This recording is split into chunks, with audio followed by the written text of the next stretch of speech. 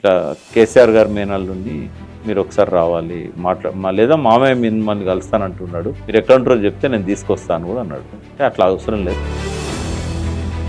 So బాగా అర్థం చేసుకున్నాడు తెలంగాణను, రోడ్ మ్యాప్ తయారు చేసుకున్నాడు. ఆయనకు అర్థమైంది ఏంటంటే ఆయనకు సొంత ఇల్లే లేదు, డబ్బులే లేదు. ప్రధానంగా ఉద్యమం టైంలో కానీ అసలు కేసీఆర్ తెలంగాణ కాదు, కేసీఆర్ ఆంధ్ర నుంచి వచ్చి సెటిల్ అయ్యింది. అంటే ఈ వీళ్ళకు సంబంధించిన కల్వకుంట్ల కుటుంబాలు రాత్రి బాగా తాగుతాడు, పొద్దున లేవాడు, మీరేమో 17 గంటలు 18 గంటలు నాతో చర్చించేదని మీరు అంటున్నారు. మరి ఎందుకు కేసీఆర్కి ఆ పేరు ఎందుకు వచ్చింది? మీరు తాగితే కేసీఆర్ లాగా తాగండి అంటే ఆంధ్ర వాళ్ళ కుట్రల్లో పడతారు, రేవంత్ రెడ్డి కుట్రల్లో పడతారు, కాంగ్రెస్ కుట్రల్లో పడతారు. అట్లా పడే ఇప్పుడు మళ్ళీ అధికారాన్ని వదిలించి వాళ్ళకి ఏది మంచో ఏడ్చాడో కూడా ఉండదు. ఇంకొకటి ఉద్యమం టైంలో కూడా జయకిశంకర్ సార్ని కాలుతోంది అన్నిండు అని చెప్పేసి కూడా ఒకటి బాగా చర్చ జరిగింది. నేను సార్నే అడిగిన, ఆయన సార్ చాలా పట్టుదల మనిషి. సార్ని ఒక మాట అంటే కూడా మన ఏళ్ళతోని మన కన్నును పొడుస్తాడు ఆంధ్ర వాడు అని అంటే. ఇంకొకటి కేసీఆర్ మోనార్కు ఎవరి మాట వినడు, ఎవరిని పట్టించుకోడు, ఆయన అనుకున్నదే చేస్తాడు. ఆయనకు సీఎం అయినాక కొంత ఎక్కడ చెడింది మళ్ళీ ఈ పొత్తు తర్వాత ప్రభుత్వంలోకి వచ్చారు. ఈ 2 దిక్కుల అధికారంలోకి వచ్చినాక రాజశేఖర రెడ్డి వీళ్ళని క్యాబినెట్ లో పెట్టి క్యాబినెట్ దృష్టి తీసుకురాకుండా పోలవరం పులిచిన తర్వాత ఎక్కడ మరి కోదండరాంకు కేసీఆర్కి ఎక్కడ చెడింది? ఆ నినాదం ఇచ్చింది కేసీఆర్, రూపొందించింది. ట్యాంక్ బండ మీద పోయినాక ఈయన మీద రాళ్ళేయడం, చెప్పులేయడం, కారు మీద ఏది దొరుకుతుంది దాంతో. కవిత interview, KTR interview, Kavitha direct పార్టీలోకి రాలే. కేసీఆర్ గారు ఎప్పుడు చెప్పేవాడు, ఫస్ట్ కేటీఆర్ రావడం ఇష్టం లేకుండే కేసీఆర్, ఎప్పుడు ఇష్టం లేకుండే. ఇద్దరి బిడ్డది కొడుకు ఇద్దరిది కూడా ఇష్టం లేదు. దళితుడే తొలి ముఖ్యమంత్రి తెలంగాణకు, ఎందుకు అది మళ్ళీ కాలేదు? తెలంగాణకు వచ్చినాక మళ్ళీ కేసీఆర్ ఎందుకు సీఎం పీఠం మీద కూర్చున్నారు? రాజకీయాలలో కృతజ్ఞతలు ఉండవు, విశ్వాసాలు ఉండవు, అవసరాలు మాత్రమే ఉంటాయి. ఉద్యమకారులందరినీ వాడుకొని అధికారంలోకి వచ్చిన తర్వాత వదిలేసి, దాన్ని వాడుకోవడం అనకూడదు. చట్టాన్ని ఉల్లంఘిస్తారు, రాజ్యాంగాన్ని ఉల్లంఘిస్తారు, డబ్బు పెట్టద్దంటే పెడతారు, అవసరమైతే మర్డర్స్ కూడా చేస్తారు. పాలిటిక్స్ అట్లే ఉంటాయి. చాలా మంది ఈ మధ్యలో ఉన్న వాళ్ళు ఏమంటే కేసీఆర్ మారిపోయిండు, కేసీఆర్ని దూరం చేశారు జనాలకు అంటే పవర్ సెంటర్ కు దగ్గర ఉన్న వాళ్ళ మీద ఎప్పుడు అటువంటి ఆరోపణలు వస్తాయి. నేను కూడా ఒకసారి అన్నా, కాళేశ్వరం 1,00,000 కోట్లు మొత్తం కాలిపోయినాయి. ఇవాళ ఏంటంటే రేవంత్ రెడ్డి ఎప్పుడు అప్పుల గురించి మాట్లాడతారు కదా, ఆయన పెంచిన సంపద గురించి మాట్లాడు. 62,000 కోట్ల ఆదాయాన్ని బుద్ధి లేదనేది. అందుకే వాళ్ళకి నచ్చకపోతే చాలు కేసీఆర్ మీద అడ్డమైన బూతులు మాట్లాడు. కేవలం మా సంక్షేమ కార్యక్రమాలు, సంక్షేమ పథకాలు ఓటేస్తే మేము గెలుస్తాం గుడ్డిగా నమ్మిండి. ఎలక్షన్ టైంలోనే కాళేశ్వరం కూలిపోవడం కూడా ఒక పెద్ద మైనస్ అయింది కదా. అది కూలిపోయిందా కూల్చిందా మనకు తెలియదు. ఎలక్షన్ టైంలో చాలా సందర్భాలు కూడా ఎప్పుడు ఓడిపోతే నేను ఇంట్లో కూర్చుంటా, నాకేం పెద్ద చెప్పినాక కూడా ఓడించింది కదా, గొప్పగా ఉంటుంది అనుకున్నారు. మార్పు అనేది అర్థమైంది, పశ్చాత్తాపడాలి. ఇప్పటికీ టీఆర్ఎస్ చేతిలో ఉండాలి అధికారం. చేతనైతే ఇంకో పార్టీ పెట్టుకోమని ఎవరు వద్దన్నారు? మీకు దేవుడు ప్రత్యక్షమై వరం అడిగితే ఏం అడుగుతారు అంటే, ఈ జనానికి జ్ఞానం ఏమని అడుగుతా అని చెప్పాను. నాకు కూడా కోపం ఉన్నది చాలాసార్లు, నాకు కూడా కలవలే. అన్నంత మాత్రాన ఆయన మంచిని నేను క్రిటిసైజ్ చేయాలన్నా. ఇంకోటి ప్రధానంగా ఈ టీఆర్ఎస్ బీఆర్ఎస్గా మారడం కూడా ఏదన్నా అంటే తొందరపాటు, అది కేసీఆర్ గారు తొందరపాటు. ఎందుకంటే మీరేమో మోడీ రానికుండా చేస్తున్నట్టు, మరి కాంగ్రెస్ వాళ్ళు ఏమో బీజేపీకి బీ టీమ్ బీఆర్ఎస్ అని చెప్పేసి థర్డ్ క్లాస్ మాటలప్ప. ఈ కాంగ్రెస్ లో మెచ్యూరిటీ ఉన్న నాయకుడు ఒక్కడు కూడా లేడు. ఇప్పుడు రేవంత్ రెడ్డి కూడా ప్రధానంగా చెప్తుండే, వచ్చే 5 ఏళ్ళు నేనే సీఎం ఉంటా, ఫామ్ హౌస్ కే పరిమితం చేసి. ఎవరు వద్దన్నారు? మొన్న పార్లమెంట్ లో గుండు సున్నా తెప్పించిన. ముఖ్యమంత్రి ఎవరు ఉంటారు అనేది 2 months తర్వాత మాట్లాడారు. ఇంకొకటి కేసీఆర్ ఎప్పుడు అరెస్ట్ అవుతాడు, ఎందుకు అరెస్ట్ కావాలి? కేసీఆర్ 2 పెద్ద స్కామ్లు అని చెప్పేసి వాళ్ళు అన్నంత మాత్రాన స్కామ్లు అయితే. ఇంకోటి తీన్మార్ మల్లన్న కూడా ఈ మధ్యలో కొంచెం బీఆర్ఎస్ కు దగ్గర అవుతుండు అని అంటారు. ఇంకొకటి బీసీ వాది, ఆయన ఎవరి దగ్గర కాదు, ఎవరి దూరం కాదు. ఆయన ముఖ్యమంత్రి కావాలనుకుంటుండో, ఆయన బీసీలను ఐక్యం చేయాలనుకుంటాడు. ఎట్లా ఉండబోతుంది 2028లో? ఎవరెవరికి ఉంటుంది పోటీ? ఎట్లా చెప్పగలుగుతాం? బీజేపీ కూడా ఒకటే చెప్పగలుగుతాను, కాంగ్రెస్ అయితే అధికారంలోకి రాదు. అంటే ఇప్పుడు 2009 నుంచి మొదలు పెట్టుకుంటే దాదాపు మలిదశోద్యమం నుంచి పెట్టుకుంటే 2014 వరకు ఇలాంటి బాగా కీలక పరిణామాలు, లేకపోతే ఫోర్ ఫ్రంట్ లో ఉన్న జేఎస్ఏ. బట్ అందరూ ఏమనుకుంటారంటే ఇంత కోదండరామ్ గారు ఆయన నడిపిస్తున్నాడని. బట్ తెలియదు ఏంటంటే అన్ని సంఘటనలు కానీ అన్నిటికీ సపోర్ట్ ఉన్నది కానీ, ఈవెన్ ఆ జేఏసీకి సంబంధించిన ఖర్చు కానీ ఎవ్రీథింగ్ అంతా కేసీఆర్ గారు చేశారు. ఎట్లా అప్పుడు కోదండరామ్ అసలు ఎట్లా కేసీఆర్ కోదండరామ్ పరిచయం ఎట్లా స్టార్ట్ అయింది అసలు కోదండరామ్ని పొలిటికల్ చేసి చైర్మన్ అంటే ఆలోచన ఎవరిది? కోదండరామ్ ఒక జేఏసీ అప్పుడే రాలే కదా, ఉమ్. ఆయన 98 నుంచి కూడా తెలంగాణ అంటే ఈ జేసీ చైర్మన్ పెట్టాలనే ఆలోచన ఎవరిది? అంతకుముందు తెలంగాణ విద్యావంతుల వేదిక ఆయన ధ్వరణనే ఏర్పడ్డది 2004 ఆ టైంలో. ఈవెన్ 2004 ఎలక్షన్లో కూడా తెలంగాణ రాష్ట్ర సమితికి అనుకూలంగా కోదండరామ్ ప్రచారం కూడా చేశారు. ఆయన లీవ్ పెట్టి చాలా నెలలు లీవ్ పెట్టాడు ప్రొఫెసర్ పదవికి. ఉమ్. లీవ్ పెట్టి వచ్చి చేశాడు. మంచి సాయుధ్యం ఉండే. కానీ జేఏసీ అప్పుడు ఏమైందంటే ఆ ప్రకటన ఎప్పుడైతే తెలంగాణకు అనుకూలంగా చిదంబరం చేసిండో ఉమ్. ఆంధ్రలో జేఏసీ ఏర్పడ్డది. చైర్మన్ ఉన్నాడు. ఓకే రాజకీయ పార్టీలన్నీ ఆయన ముందు పెట్టినాయి, ఓకే. పెట్టి బస్సు యాత్రలు ఇవన్నీ చేశాయి. అయితే ఇక్కడ కూడా ఏమైందంటే జయశంకర్ గారిని చైర్మన్ ఉండమని కేసీఆర్ అడిగాడు. అప్పటికి అప్పుడు ఇద్దరు కలిసి జానారెడ్డి ఇంటికి పోయారు. ఉమ్. ఏది డిసెంబర్ 23 రాత్రి. ఆ ప్రకటన అటకెక్కించి మళ్ళా అందరి దగ్గర నుంచి ఒపీనియన్ తీసుకుంటామని చిదంబరం ప్రకటన చేశాడు కదా. అవునవును. ఆ రోజు రాత్రి ఆ ప్రకటన వెలువడిన మరుక్షణం పక్కనే ఉంటాడు కదా జానారెడ్డి కేసీఆర్ గారి ఇంటికి. అవును. జయశంకర్ సార్ని తీసుకొని పోయాడు. ఉమ్. పోతే మీరు ఉండండి సార్ అంటే ఆయన అన్నాడు కదా, నేను నా వయసు అయిపోయింది, అంత రిస్క్ నేను తీసుకోలేను, రాజకీయాలు నాకు అంత ఇంట్రెస్ట్ ఉండదు, ఉమ్. నేను మీ ఎంబడి ఉంటాను, మీరు ఎవరిని పెడితే బాగుంటుంది అన్నప్పుడు కోదండరామ్ పెట్టండి అని అన్నాడు. ఉమ్. జానారెడ్డి గారు కూడా ఒప్పుకున్నారు. ఓకే. వాళ్ళిద్దరు ఒప్పుకున్న టైంలో కోదండరామ్ ఎక్కడో ట్రావెలింగ్లో ఉన్నాడు, ఆయనకు కూడా తెలియదు. తెల్లారి పొద్దున కళింగ ఫంక్షన్ హాల్లో అన్ని పార్టీల మీటింగ్ పెట్టి టీడీపీ వాళ్ళని కూడా పిలిచారు. అవునవును. ఎర్రబెల్లి దయాకర్ రావు వీళ్ళంతా వచ్చారు. అప్పుడు అక్కడ డిసైడ్ చేశారు కోదండరామ్ పేరు. ఉమ్. సూచించింది కేసీఆర్, జానారెడ్డి యాక్సెప్ట్ చేశాడు. అంటే సపోర్ట్ చేసింది మాత్రం జయశంకర్ సార్ జయశంకర్ సారే ప్రతిపాదించాడు. ప్రతిపాదించి. ఇంకా కీలక ఘట్టాలు ఏమున్నాయి సార్ మామూలుగా 2009 నుంచి కానీ 14 వరకు ఇంకా ఎట్లా ఉండే ఆంధ్ర పాలకుల అంటే ఒకటి ఏంటంటే ఆ నినాదాన్ని మరుగున పడకుండా ఉద్యోగస్తులు నిలబెట్టారు, సింగరేణి కార్మికులు నిలబెట్టారు, విద్యార్థులు నిలబెట్టారు, సకల జనులు మొత్తం వచ్చారు ఆ ఉద్యమంలోకి. ఇది ఒక చారిత్రాత్మకమైన ఉద్యమం. ప్రపంచ చరిత్రలనే ఆ 4 ఏళ్ల పాటు ఏదైతే ఉన్నదో ప్రతి ఈవెంట్ కూడా చాలా గొప్పది. వంట వార్పు కానీ, రోడ్డు మీద వండుకొని తినడం కానీ, రాస్తా రోకోలు కానీ, ఎన్ని వినూత్నమైన కార్యక్రమాలు. వీటన్నిటికీ మేము కొంత అస్సాం ఉద్యమాన్ని ఆదర్శంగా తీసుకున్నాం. అస్సాం విద్యార్థి ఉన్నది కదా, 78లో జరిగిన ఉద్యమం, ప్రఫుల్ల కుమార్ మహంతా వాళ్ళంతా చేసింది, అందులోంచి కొన్ని తీసుకున్నాం మేము. అయితే ఇవన్నీ అన్ని కీలకమైన ఘట్టాలే. మిలియన్ మార్చ్, ఎక్కడ మరి కోదండరామ్కు కేసీఆర్కి ఎక్కడ చేయడింది మరి మిలియన్ మార్చ్ అప్పుడు ఏమైందంటే ఆ నినాదం ఇచ్చింది కేసీఆర్, రూపొందించింది. ఇక్కడ బోర్డ్ ఆఫ్ ఇంటర్మీడియట్లో ఒక మీటింగ్కు కేసీఆర్ గారు వచ్చారు. ఆయన వచ్చేసరికి నేను కోదండరామ్ మేమంతా స్టేజ్ మీద ఉన్నాం. విఠల్ ఆర్గనైజ్ చేశాడు, ఆయన ఇంటర్మీడియట్ బోర్డులో సూపరింటెండెంట్గా ఉండేవాడు. అయితే ఆ మీటింగ్ జరుగుతున్నప్పుడే కేసీఆర్ గారు, నేను మాట్లాడాను, కోదండరామ్ మాట్లాడాడు, కేసీఆర్ మాట్లాడుతూ టక్కన అనౌన్స్ చేసేసాడు మిలియన్ మార్చ్. నాతో కోదండరామ్ అన్నాడు, ఇది మనతో ముందు మాట్లాడి మన ద్వారా దీన్ని అనౌన్స్ చేయించాలి కదా, నేను జేఏసీ చైర్మన్ మరి ఆయనే అనౌన్స్ చేస్తున్నాడు, బాగుంటుంది ఇట్లా అన్నాడు. సరే ప్రోగ్రామ్ అయితే మంచిది కదా సార్, ఒక ఇన్స్పిరేషన్ అది. అయితే సరే అనౌన్స్ చేసి అది అప్పుడు ప్రశ్నార్థకం కాలేదు, కోదండరామ్ గారు యాక్సెప్ట్ చేశారు దాన్ని. అయితే మిలియన్ మార్చ్ ఉద్దేశము కేసీఆర్ గారు రూపొందించారు కాబట్టి ఆయన ఒక్కరికే తెలుసు, అది కోదండరామ్కి తెలియదు. కోదండరామ్కి ఎంతవరకు తెలుసు, తెలంగాణ నలుమూలల నుంచి జనం వచ్చి ట్యాంక్ బండ్ మీద ప్రదర్శన చేయాలి, అంతవరకే అనుకున్నాడు కోదండరామ్. హిడెన్ ఎజెండా ఉన్నది దాని వెనకాల. హిడెన్ ఎజెండా ఏంటంటే, ఒకప్పుడు మహేంద్ర సింగ్ తికాయత్ అని రైతు నాయకుడు ఉండేవాడు. ఇప్పుడున్న రాకేష్ తికాయత్ ఫాదర్ పంజాబ్లో రైతులతో ఢిల్లీ పొలిమేరలో చేయించాడు కదా కొన్ని నెలల పాటు. ఆయన ఫాదర్ మహేంద్ర సింగ్ తికాయత్. ఆయన ఒకసారి ఢిల్లీలో ఇట్లనే జంతర్ మంతర్ దగ్గర ధర్నా అని చెప్పి పర్మిషన్ ఇచ్చింది పోలీస్. అన్ని నార్త్ ఇండియా అన్ని రాష్ట్రాల నుంచి జన సమీకరణ చేశాడు. చేసి ఆ ఒక్కరోజు ధర్నా చేసి పోవాలి కదా, పోలేదు. రోజుల కొద్దీ ఢిల్లీని దిగ్బంధం చేశాడు. ఇది అప్పటి రాజకీయాలు పరిశీలించిన వాళ్ళకే తెలుసు. 70లలో 80లలో ఇది ఎవరికి అలాంటి పరిస్థితి ఏమైనా వస్తుందని చెప్పేసి, అలాంటి పరిస్థితి కోసమే కేసీఆర్ మిలియన్ మార్చ్ ఇచ్చాడు. మిలియన్ మార్చ్ ఇచ్చి ఆయన ఏం చేశాడో తెలుసా, టీఆర్ఎస్ నాయకులతోని ఫంక్షన్ హాల్ అన్నిట్లో పెళ్ళిళ్ళు ఉన్నట్టుగా ఓ ఫేక్ వెడ్డింగ్ కార్డ్స్ క్రియేట్ చేసేసి అన్నీ బుక్ చేసేసాడు. రకరకాల వ్యక్తుల పేర్ల మీద బుక్ చేసి 10 లక్షల మందిని తెలంగాణ నలుమూలల నుంచి కూడా టీఆర్ఎస్ బలంతో రప్పించాలని ప్రయత్నం చేశాడు. ఎవరెవరు ఎక్కడ స్నానాలు చేయాలి, ఎక్కడ భోజనాలు, దాని ఖర్చు ఏంది, ఎవ్రీథింగ్ ప్రీ ప్లాన్. ఇదేది కోదండరామ్ తెలియదు. లీక్ అవ్వద్దని కేసీఆర్ అనుకున్నాడు. అనుకొని ఏం చేసిండంటే ఆయన ఉద్దేశం ఏంది, మిలియన్ మార్చ్ ఒక్కసారి ట్యాంక్ బండ్ మీద జనం వచ్చిన తర్వాత తెలంగాణ ప్రకటన మళ్ళీ వచ్చేదాకా ఎవరు హైదరాబాద్ వదిలిపెట్టిపోరు, అల్ల కల్లోలం అయితే హైదరాబాద్ దిగ్బంధం చేయాలి, అప్పుడే సోనియా గాంధీ దిగి వచ్చి మళ్ళీ ప్రకటన చేస్తుందని అనుకున్నాడు.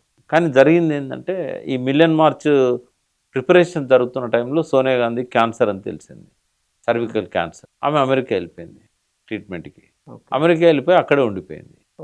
మిలియన్ మార్చ్ డేట్ దగ్గరకు వచ్చింది, సారు పోస్ట్పోన్ చేయాలన్నాడు. ఎందుకంటే ఆమె రావట్లేదు, ఆమె రానప్పుడు డిసిషన్ తీసుకోరు, ఇదంతా వృధా ప్రయాస. ఈ ఫంక్షన్ హాల్ బుక్ చేయడం కానీ ఇదంతా ఏం ఉపయోగం లేదు, దానివల్ల డబ్బు ఖర్చు తప్ప ఏం లేదు, ఏముండదు. ఇంకోటి ఆయన డబ్బు ఖర్చు అయినా పర్లేదు కేసీఆర్కు, కానీ ఈ రహస్యం బయటికి పోద్దు. ఇంకోసారి మనం ఇంకోసారి దీన్ని ఉపయోగించుకోలేము. ఈసారి ఫెయిల్ అయితే ఇంకొకసారి మళ్ళీ దాన్ని సేమ్ స్ట్రాటజీ చేయలేరు కదా. అంటే ఇంత మంచి వెపన్ని మనం చేదార్చుకోకూడదు అని చెప్పేసి ఆయన కోదండరామ్ను కన్విన్స్ చేయడానికి ఢిల్లీలో నేను ఆయనే కోదండరామ్ కోసం ఫోన్లో మాట్లాడాం. నేను కేసీఆర్ గారితో ఢిల్లీలో ఆయన ఇంట్లో ఉంటుంది, నువ్వు మాట్లాడి కన్విన్స్ చేయనని చెప్పి నాతో మాట్లాడిచ్చాడు.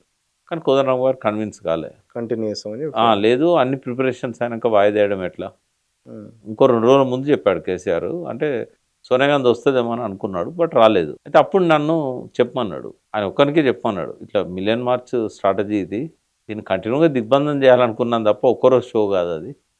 ఇటువంటి మంచి స్ట్రాటజీ ప్రోగ్రామ్ని ఒకసారి అమలు చేస్తే మళ్ళీ రెండోసారి చేయలేము. ఒక మంచి వెపన్ మనం పోగొట్టుకున్నట్టు అవుతుంది. కన్విన్స్ చేయకూడదంటే 45 నిమిషాలు నేను మాట్లాడి ఎంత చెప్పినా కూడా ఆయన కన్విన్స్ కాలే. కాకపోయేసరికి ఫోన్ పెట్టేసి చెప్పిన ఇట్లా కన్విన్స్ అవుతలేడంటే టీఆర్ఎస్ సపోర్ట్ చేయదని చెప్పు అన్నాడు. మళ్ళీ చెప్పిన టీఆర్ఎస్ సపోర్ట్ చేయనట్టుందంటే మనం ఏం చేద్దాం మరి, ఇచ్చిన నినాదం అయితే జనాలు బాగానే వచ్చారు చెప్తా నేను దాన్ని వెనక్కి పోలేను, వాళ్ళ ఇష్టం, అది సపోర్ట్ చేస్తారా చేయరా అనేది వాళ్ళ ఇష్టం, నేనైతే వెనక్కి పోలేను అని చెప్పాడు. చెప్పిన తర్వాత హైదరాబాద్కి వచ్చినాం. తెల్లారి జేఏసీ మీటింగ్ పెడితే మళ్ళీ చెప్పాం, నేను కూడా పోయి చెప్పాను. చెప్తే కూడా ఆయన వినలేదు, బీజేపీ వాళ్ళు కూడా వినలేదు. ఇక సరే కానీ ఏం చేస్తామని చెప్పి ఆ ప్రయత్నాన్ని కేసీఆర్ ఆపిండు. ఫంక్షన్ హాల్లో ఏదైతే అందరినీ తీసుకొచ్చి పెట్టాలి ఇదంతా ఆపేసి ఇక ఒక్కరోజుకే పరిమితం చేద్దామని చెప్పి ఆయన ఏమనలేదు. ఆ మిలియన్ మార్చ్ జరుగుతున్నప్పుడు కూడా నేను ఆయన కలిసి పోయినాం ఒకటే కార్లో. ట్యాంక్ బండ్ మీద పోయినాక ఈయన మీద రాళ్ళేయడం, చెప్పులు వేయడం, కారు మీద ఏది దొరికితే దాంతో కారు మీద కొట్టారు ఉద్యమకారులు. ఏంటంటే నువ్వు వద్దన్నావు, బయటికి పోయింది కదా వార్త. అయితే నేను కారుకు దిగిపోయి ముందట అడ్డం నిలబడి, మీరంతా అట్లా ఇరిటేట్ కావద్దు, ఆయన మా నాయకుడు, ఆయన మీద ఎందుకు మీరు విరుచుకపడుతుండ్రు, ఇష్టం లేకపోతే ఇక్కడ దాకా ఎందుకు వస్తాడు ఆయన అని ఆ పోతన్న విగ్రహం దగ్గర ఎక్కడో కూర్చున్నాం. కేసీఆర్ కూడా వచ్చి కూర్చున్నాడు, ఆయన మాట్లాడి కూడా కోదండరామ్ వీళ్ళంతా ఉన్నారు. ఇక మేము ట్యాంక్ బండ్ దిగిపోయే టైంకు చెప్పిండు కేసీఆర్, నేను దిగిపోయిన మరుక్షణం పోలీసులు బాగా కొడతారు, మీరు ముందే వెళ్ళిపోండి అంటే ఎవరు వెళ్ళిపోలే. చెప్పినాం కూడా మేము. మళ్ళీ వచ్చినప్పుడు నేను కొత్తగూడ శ్రీనివాసరెడ్డి ఉంటే ఏమనకండి, ఎట్లాగో మీరు అలో చేశారు అంటే మంచిది అన్నాడు. కానీ మేము ఇట్లా నేను కేసీఆర్ వెళ్ళిపోగానే కోదండరామ్ గారు వెళ్ళిపోగానే విపరీతం అని అడిచారు. కోదండరామ్ గారు ఆ టైంలో వచ్చిండో రాలేదో అరెస్ట్ చేసి పెట్టినట్టున్నారు. హరీష్ రావు గారు నీళ్ళలోకి వెళ్ళే వచ్చాడు. కానీ ఆ విగ్రహాల విధ్వంసం ఇవన్నీ కూడా జరిగినాయి. చాలా కీలక ఘట్టాలున్నాయి మనం అట్లా చూస్తే.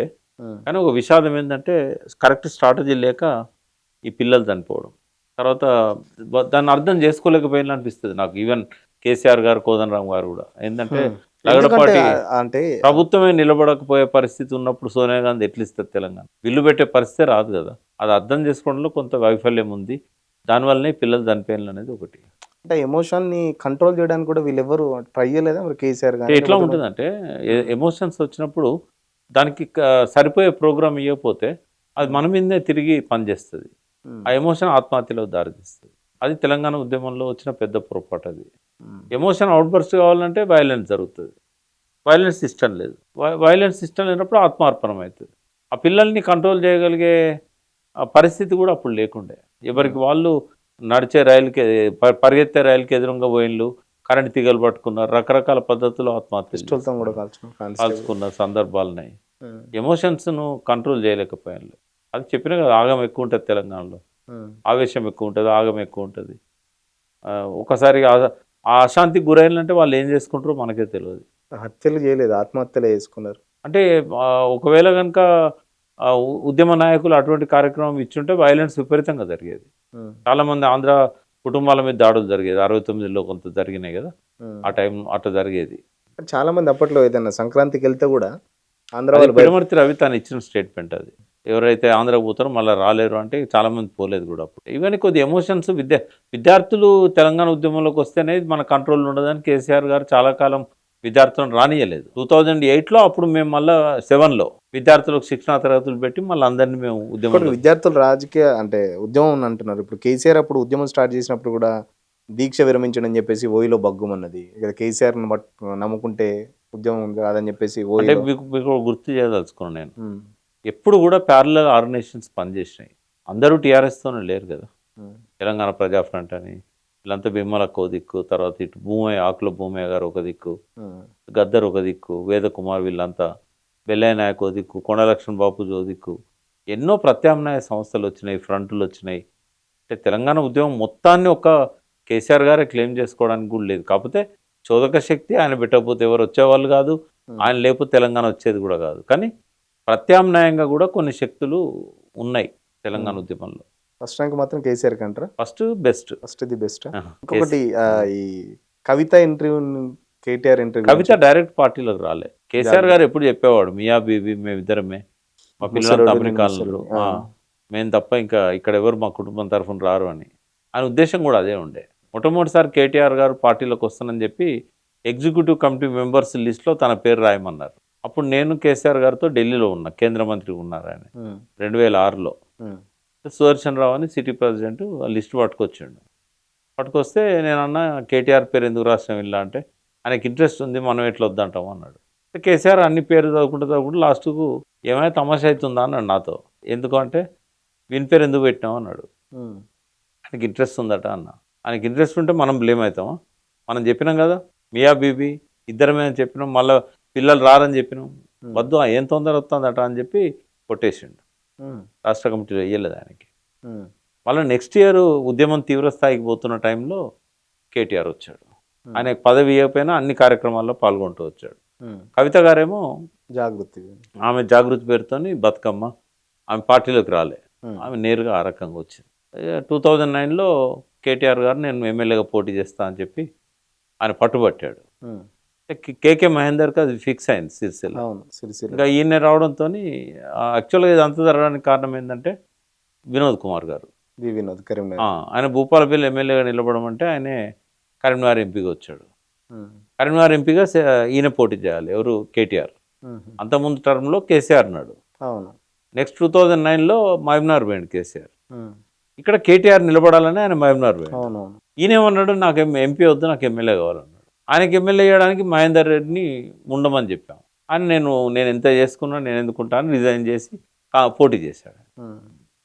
కేవలం 174 ఓట్లు ఏమో ఫస్ట్ టైం గెలిచిండు కేటీఆర్.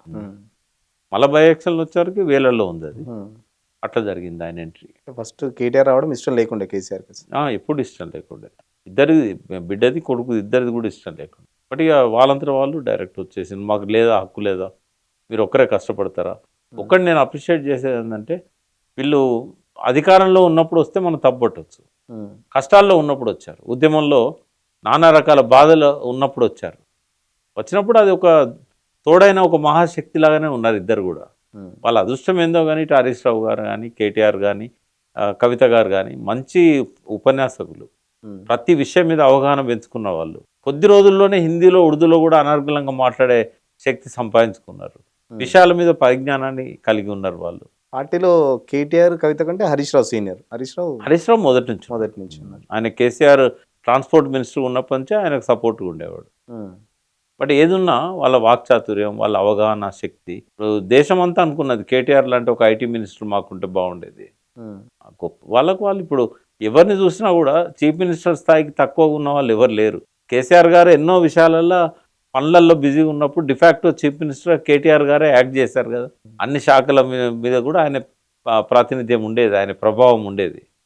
ఇనాగరేషన్స్లలో తనకు సంబంధం లేని పోర్ట్ఫోలియో వాళ్ళది కూడా తను పోయి ఇనాగరేట్ చేసేవాడు, సమీక్షలలో పాల్గొనేవాడు. అంటే అన్ని రంగాల మీద వాళ్ళకి అవగాహన వచ్చింది. అదే మైనస్ కూడా అయింది కదా. మైనస్ అంటే దానివల్ల అని చెప్పేసి దానివల్ల ఏం కాలే. కుటుంబ పాలనని కాంగ్రెస్ కోటేషన్ వాళ్ళు ఎవరు లేరు. దానికి చాలా కారణాలు ఉన్నాయి.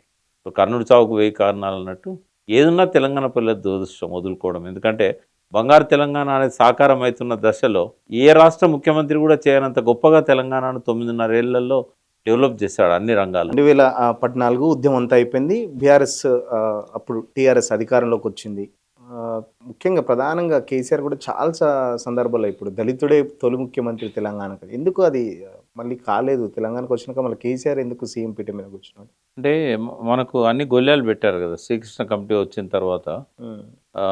రకరకాల ప్రతిపాదనలు, తర్వాత భయాలు క్రియేట్ చేయడము, లా అండ్ ఆర్డర్ ప్రాబ్లం వస్తుందని, ఆంధ్ర పెట్టుబడిదారులు వదిలిపోతారని, ఇట్లా వాళ్ళు శ్రీకృష్ణ కమిటీలో చాలా అంశాలను వాళ్ళు వెల్లడించారు. దాంతో ఏం చేసిందంటే అప్పుడు ప్రభుత్వం, కాంగ్రెస్ ప్రభుత్వం ఉమ్మడి రాజధాని ప్రతిపాదన బిల్లో పెట్టింది.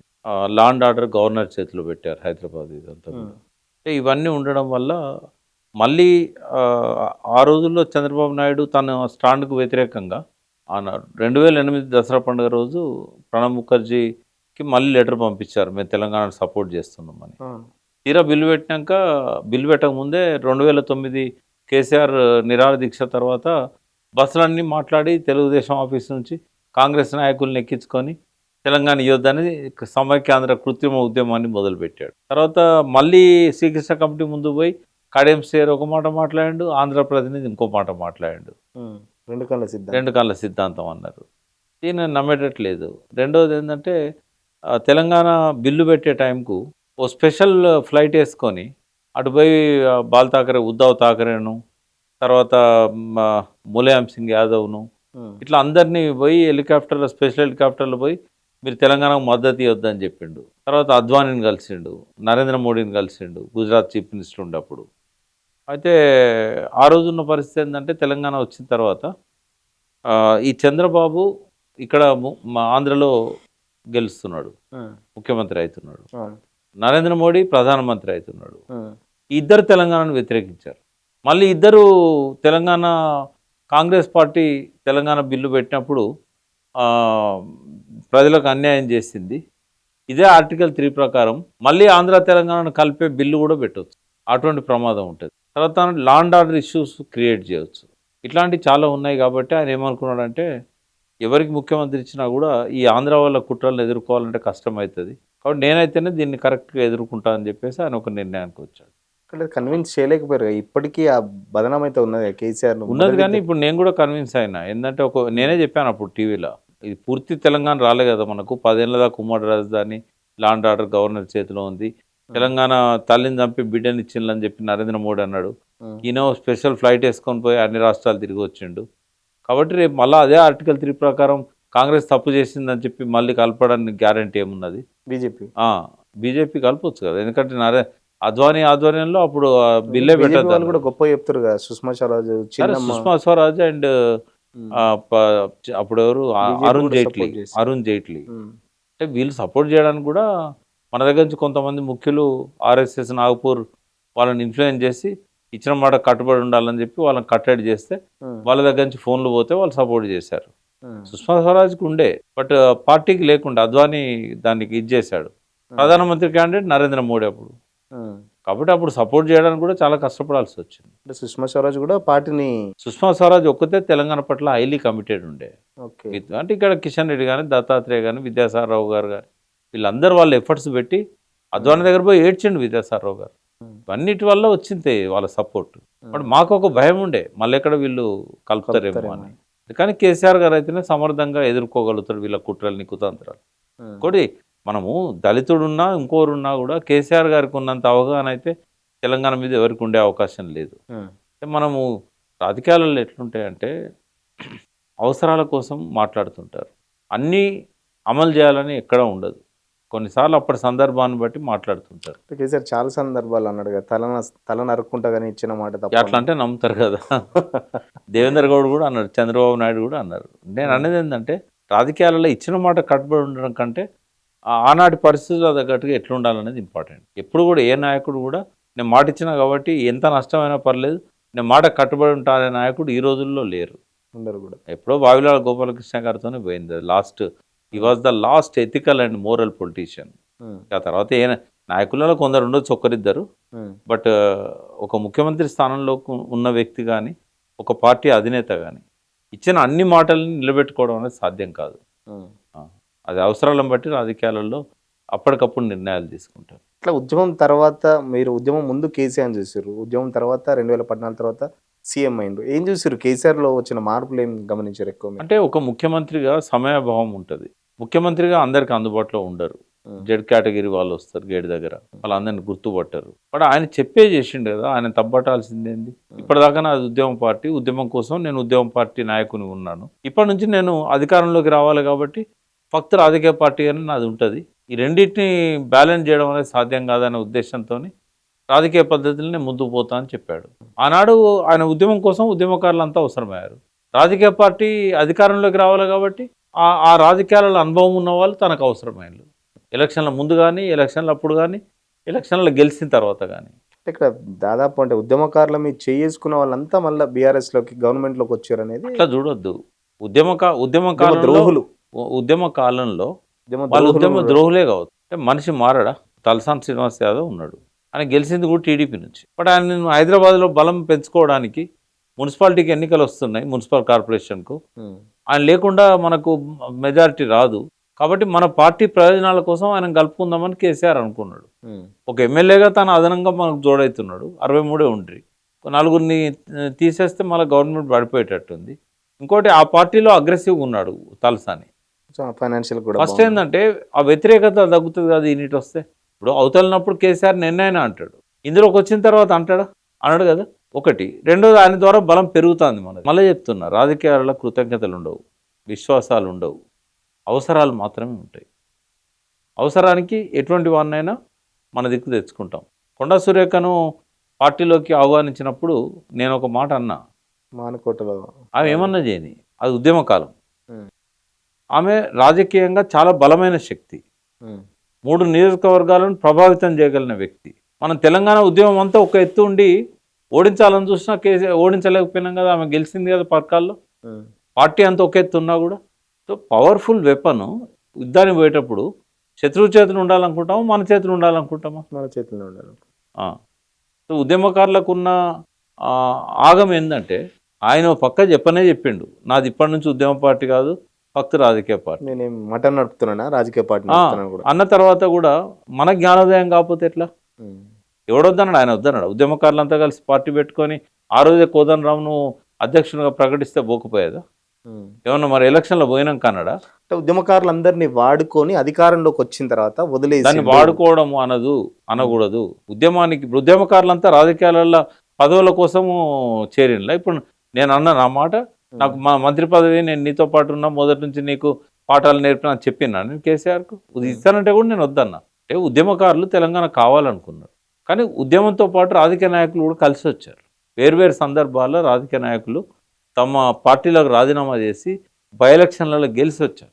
ఎంతోమంది జోగు రామన్న కావచ్చు, లేదా గంగుల కమలాకర్ కావచ్చు, జనార్దన్ రెడ్డి గారు, నాగర్ కర్నూలు ఆయన కావచ్చు, వీళ్ళంతా వాళ్ళు మళ్ళీ పోటీ చేశారు. పోచారం శ్రీనివాసరెడ్డి గారు కావచ్చు, గెలిచారు కదా వాళ్ళు. నేను అనేది ఏంటంటే, అది మన దౌర్భాగ్యం, మనం ఎక్కువ ఆశ పెట్టుకోవడం. ఉద్యమకారులకు మంత్రి పదవి ఇస్తానని చెప్పిండ కేసీఆర్. భక్తి రాజకీయ పార్టీ నాదని చెప్పినాక వాళ్ళే వస్తారు కదా. గొంగట్లు అన్నం తినుకుంటే ఎంటుకలు ఎందుకు ఎరడం? ఆనాటి అవసరానికి శ్రీనివాస్ యాదవ్ అవసరం ఆయనకు. ఇప్పుడు ఆ నిబద్ధత, ఆ నియమాలు ఇప్పుడు ఏం లేవని చెప్తున్నా కదా. కేవలం ఉద్యమకారులు మమ్మల్ని వాడుకున్నాడు, ఉద్యమకారులు ఉద్యమకారులు ఎందుకు వాడుకున్నాడు? తెలంగాణ కోసం వాడుకున్నాడు. నీకు అధికారంలోకి రావడానికి మీరు అంతా నాతో ఉండండి అని చెప్పలే కదా ఆయన. ఉద్యమకారులు ఆయనను అభిమానించారు కాబట్టి గెలిపించుకున్నారు. తెలంగాణకు ఇంతమంది బలిదానాలకు కారణమైన కాంగ్రెస్ను గెలిపేయద్దు, మళ్ళీ అట్లని చెప్పేమన్నా 100 సీట్లు ఇచ్చిండ్లా తెలంగాణ ఉద్యమకారులు? వచ్చినాయి 63 కదా, 3 సీట్లు ఎక్కువ ఇచ్చారు మెజార్టీ కంటే. వన్ సైడ్ అబ్జల్యూట్గా సపోర్ట్ చేశారు. ఆ మాటకు వస్తే కేసీఆర్కి వచ్చిన పర్సంటేజ్ ఎక్కువనా, కేసీఆర్కు రాని పర్సంటేజ్ ఎక్కువనా? 60% మంది కేసీఆర్కి వేయలే కదా ఓట్లు టీఆర్ఎస్కి. కొందరు బీజేపీ కేసిన్లు, కొందరు కాంగ్రెస్ కేసిన్లు. వన్ సైడ్ రాలే కదా. మరి రానప్పుడు ఉద్యమకారులంతా గెలిపించాలని ఎట్లా అంటాం? కొందరికి ఇస్తారు అవకాశాలు, ఉద్యమంలో ఉన్నా కూడా పార్టీతో ఉన్న వాళ్ళకు కొందరికి అవకాశాలు వచ్చినాయి, కొందరికి రాలేదు. ఆ విషయంలో ఇవాళ ఉన్న వాస్తవాలను గమనించాలి. కానీ ఉద్యమకారులు ఉద్యమం కోసం అవసరమైండు. తెలంగాణ రావడానికి అందరినీ కలుపుకొని పోయాడు ఆయన. బీజేపీని కూడా కలుపుకొని పోయాడు జేఏసీలో. బట్ అధికారంలోకి రావడానికి దానికి అవసరమైన వాళ్ళకి టికెట్లు ఇస్తారు, గెలవగలిగే వాళ్ళకి ఇస్తారు. రాజకీయాలు ఎప్పుడు గెలుపు గుర్రాలని ఉంటాయి. వీడు నన్ను తిట్టిండు, వీడు నా శత్రువు, వీడు చిన్నప్పుడు నన్ను ఇట్లా అన్నాడు, అవన్నీ పట్టించుకుంటారా? రాజకీయాల శత్రువులు ఉండరు, మిత్రులు ఉండరు. ఎప్పుడు అవసరానికి అప్పుడే. With flow. కృతజ్ఞతలు ఉండవు, విశ్వాసాలు ఉండవు, థ్యాంక్ఫుల్నెస్ ఉండదు పాలిటిక్స్లో. ఇవాళ ఉన్న పరిస్థితిని గమనించి సర్దుకుపోవాలి కానీ ఇవన్నీ మనసులో పెట్టుకొని మాట్లాడితే ఇన్ని రోజులు చేసిన కష్టం అంతా మర్చిపోవాల్సిందే ఎవరన్నా మామూలుగా అంటే దానికి తగ్గట్టుగా ఎదగాలి కదా. నువ్వు తెలంగాణ కోసం పనిచేసి తెలంగాణ కోసం ఏం చేయాలో అన్నీ చేసినావు. నువ్వు రాజకీయాలు ఎదగాలనుకున్నప్పుడు దానికి తగ్గ సరంజామంతా సమకూర్చుకోకపోతే ఎట్లా? డబ్బులా ఏదైనా కానీ డబ్బులు కానీ అక్కడ కాన్స్టిట్యున్సీ మీద పట్టు కానీ ఆ కులం మీద పట్టు కానీ అన్ని రకాలుగా ఉండాలి. ఎలక్షన్లో గెలవాలంటే ఎన్ని రకాలుగా మనం సమకూర్చుకుంటే గెలుస్తామో అన్ని సమకూర్చుకోవాలి. అటువంటిప్పుడు గెలవడం ముఖ్యం ఉంటుంది కానీ నాతో తిరిగిండు ఇతన్ని టికెట్ ఇవ్వాలని ఓడిపోయేటానికి ఇస్తారా? ఉద్యమం సెంటిమెంట్ పనిచేయదంట రాజకీయాలలో. పనిచేస్తుంది ఒక మేరకే. అందుకే అందరిని వదిలిపెట్టలేదు కదా ఆయన. ఉద్యమంలో ఉన్న చాలా మందికి ఆయన సీట్లు ఇచ్చాడు, మినిస్టర్స్ ఇచ్చాడు. జగదీష్ రెడ్డి ఉద్యమం లేడా, నిరంజన్ రెడ్డి ఉద్యమం లేడా, బాలకసుమన్ లేడా, గాదర్ కిషోర్ లేడా, చాలా మంది ఉద్యమంలో ఉన్న వాళ్ళకి ఇచ్చారు కదా ఆయన. అట్లనే చాలా మంది ఉద్యమ ద్రోహులకు కూడా ఇచ్చారని కదా కేసీఆర్ సంబంధించి. నేను అనేది ఉద్యమ ద్రోహులు పాడి కౌశిక్ రెడ్డి. నేను అనేది ఉద్యమ ద్రోహులు ఉద్యమం ఉన్నంత వరకే. రాజకీయాల్లోకి వచ్చినాక ఉద్యమ ద్రోహులు అనేటోళ్ళు ఉండరు. నువ్వే ఉద్యమ ద్రోహి అవుతావు వాళ్ళని వ్యతిరేకిస్తే. ఎందుకంటే అధికారంలో ఉండాలన్నా వద్దా టీఆర్ఎస్? అధికారంలో ఉండాలంటే అధికారం కోసం ఎవరు అవసరమో వాళ్ళని తీసుకోవాలి.